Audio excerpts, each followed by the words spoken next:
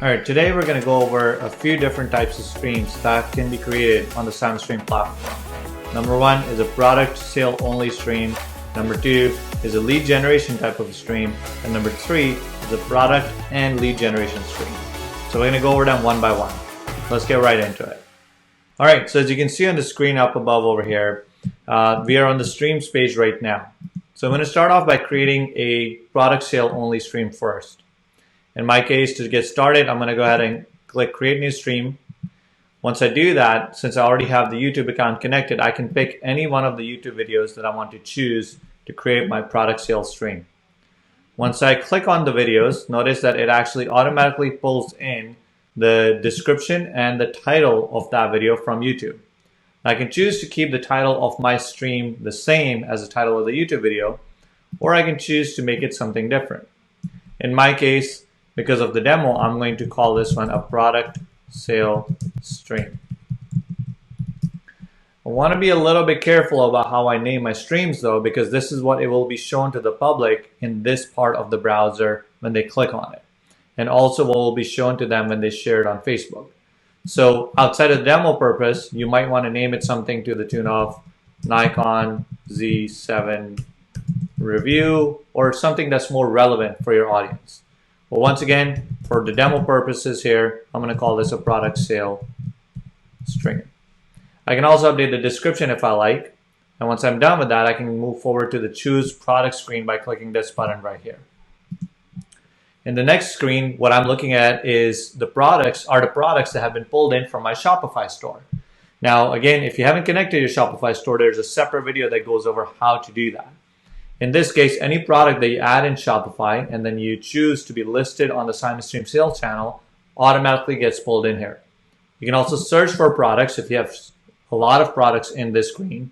You can search for the specific one you're looking for simply by typing it here. In my case, I know that I want to use the Nikon Z7 mirrorless camera, which is a phenomenal camera, by the way. And that's the one I'll click on. I'm not limited to one product, by the way. I could choose multiples and as many as I like. If I chose an extra product by accident, I can simply click on it and it will not be added to my stream. The products that are highlighted will be the ones that will be added. Now I have a choice to add a lead form if I so desire, or associate these products to my stream to determine which point of the video they will show up. So I'm going to click Associate Products right here on this button. Once I click that, I see a Associate Product timeline screen. This is a very important screen because in this screen, I have a preview of the video on the right side and I have a timeline that shows me where this product will show up in the video. So in this case, it says 0000 is the start time, meaning the product will show up in the video right at the beginning. And it says it will go out at 0206. These are the default timelines, meaning by default, each product shows up at the beginning of the video and leaves at the end of the video. I want to change that a bit, but I'm not sure where exactly I want this camera to show up. So to find out, I can actually play the video right from here.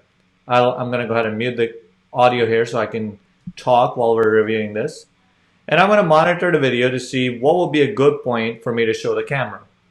So I like to hover over right this area so I can see the timeline down here. And notice at the 11-second mark, right about at the 11-second mark is the first time the camera shows up. I think that would be a great point for my camera product to be displayed on the screen. So I'm going to pause the video here and I'm going to say instead of bringing it in at the beginning, why don't you show the camera at the 11-second mark. Now I can choose to have the camera disappear as well. Let's just say for example purposes at the 30-second mark. So this is the time out. And there we go. So as you can see, it's at the 22-second mark right now and the product is being displayed. So right around 30 seconds is when this would disappear.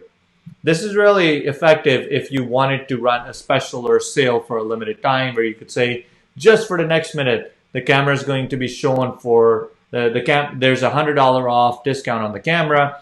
And after that period, it will be regular price. So that's something that you can do by utilizing the time in, time out feature.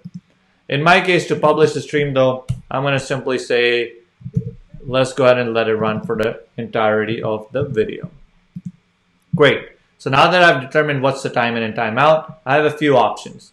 I can either publish and share by clicking this button right here, Or as you can see on the right under the product timeline, there's a plus button.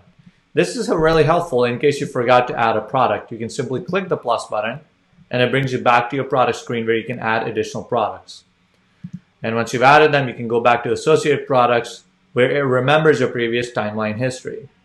In my case, one product is good enough, and I'm going to go ahead and hit publish and share.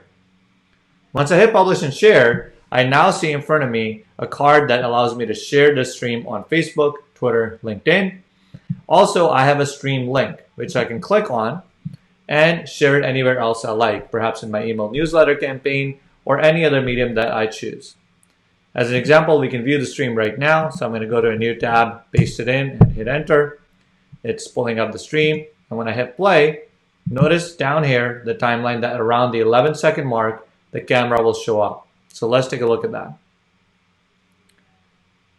And as you can see, right here at the 11-second mark, the camera has shown up. And not only is the camera there, once I click on the camera product, I can see the image, and it looks beautiful because it's a PNG transparent image. I can see the title, the price. I can even click on more details to see the description of that product that has been pulled in from Shopify. From here, your consumers can simply add this to cart as I just did.